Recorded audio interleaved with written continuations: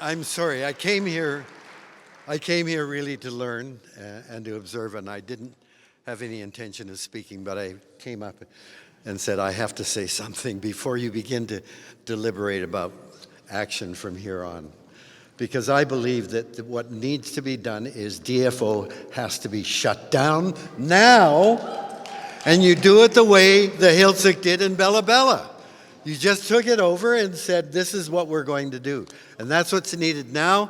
The First Nations have to be the people driving this, because it's their perspective that we need to decide on the actual policies and strategies of it's got to be locally driven by people who are not only in control, but are accountable. You think DFO is accountable for what they're doing? And it's abundantly clear from what we just heard that if DFO is telling you that there's no problem with the herring, they're abundant, I mean, that's what was said, right? Not me. Then clearly they are disqualified from the position they are. We've already seen them fuck up the cod fishery on the East Coast, and now they're going to do it on the West Coast. I mean, they think their models are real. And they've got to be shut down. It's got to be administered now by local communities with the overarching perspective of the First Nations of this community. That's the way it has to go. How have we got into this mess? The problem, I believe, is that for 99% of human existence, we understood that we are a small strand in a web of relationships. Relationships with the air, the water, the soil, the sun through photosynthesis, and the web of living things that deliver those basic things, earth, air, fire, and water, that we need to survive and flourish. And it's always been understood. And Indigenous people you hear refer to the other living things as our relatives. Modern genetics is conferring that in big time. We are related to all life because we are descended from the same common ancestors 4 billion years ago. Those are our relatives.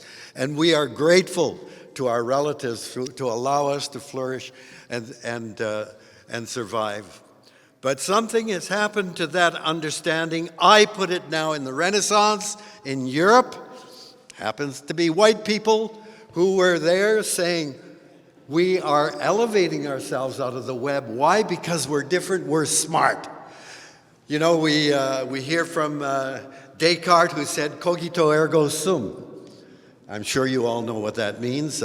I spent 4 years studying Latin in high school, the most useless 4 years of my life, but I can impress you. I think, therefore I am. So he elevated the brain as the very essence of our being. And of course we had Francis Bacon, who said, scientia potestas est. Scientia, knowledge, science is power.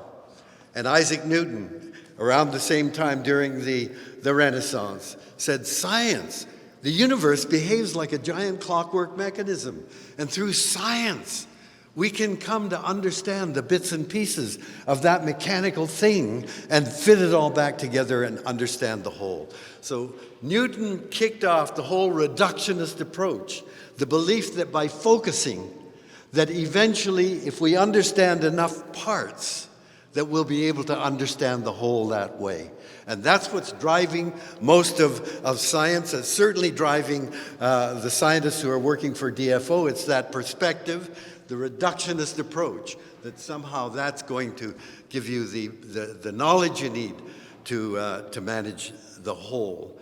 The Industrial Revolution really, I think, pulled us out of that sense of being a strand in the web of relationships.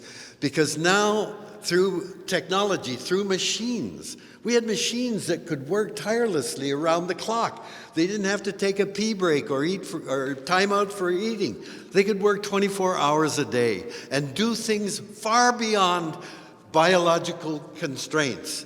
They could move massive weights. They could pierce the surface of the planet and dig deep down. Through technology, we came to understand in the last 300 years, We don't have to pay attention to natural laws or the constraints of our basic biology. We are air-breathing terrestrial mammals. The land is where we belong. But we don't have to be confined to ecosystems as most other organisms on the planet have to. Because through knowledge, we can now penetrate down to the bottom of the ocean. And right now, you know what's being prepared for, of course, is to mine all of those nuggets of earth minerals that are needed now to feed our computers and all of that stuff. Giant machines are being built to go down to the deepest parts of the ocean now to mine it. So we don't have to be constrained. We can penetrate the crust of the planet. Indeed, we don't have to pay attention to gravity. We even have an insane person who wants to go to Mars, terraform Mars, try to convert it into Earth and live there. The sooner he goes, the better, as far as I'm concerned.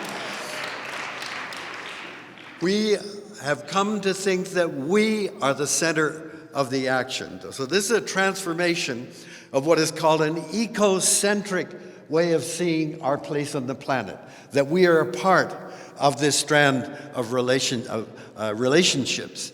And when you live in an ecocentric way, and I've witnessed this over and over again in indigenous communities, at funerals, at celebrations, and potlatches, there is always giving thanks to nature for nature's abundance, or their creator for nature's generosity and abundance, and always an acknowledgement of reciprocity, that we have a responsibility to act in a good way to ensure that she will continue to be as abundant and generous as she has.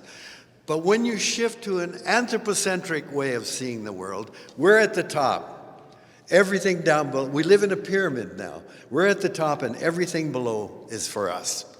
And the systems that we've created to shape, to manage, to constrain and guide human behavior are legal, economic, political, religious systems, all left nature out because we're at the top.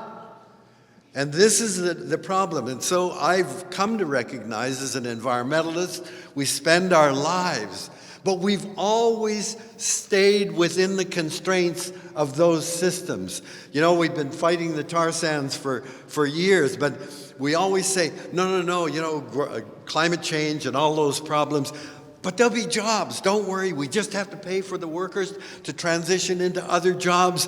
It's not going to destroy the economy. We're constantly trying to protect the system that is the driving force of our destructiveness. And this is why we haven't been able to come to grips with the threat of climate change, because there are too many threats to the systems, whether they're legal, national, religious, that we won't accept the overarching indications that science is giving us. You know, we've had, 28 or 29 COP meetings on climate change now? You know, and we expect, the next one is going to be in Brazil, so maybe this will be the next one. Jesus Christ, what does it take to say it's not working? And somehow we've got to, it's this whole idea that we're at the top. And why is it that at the COP meetings on climate change, the largest delegation there is a fossil fuel industry delegation, bigger than countries, bigger than most of the countries all put together. So we've got to recognize that it's the system that's constraining us. One of the big supporters of our foundation became a member of Parliament. And he came to a fundraiser we had, and I said, look, your government's your party is in charge now, you're in power. So what you've got to do is put together an all-party committee, get a Conservative, a Green, an NDP, a Liberal, get them together and empower them to make decisions as to how we our emissions in the future. And his answer was, but if we do that, Poilievre will get elected. And I said, so this is something that's got to be done now, and you're not going to do it because of the next election. And he kind of sheepishly went, well, yeah, that's the political system we exist in. We're in a crisis. We're in a crisis, and the problem is us.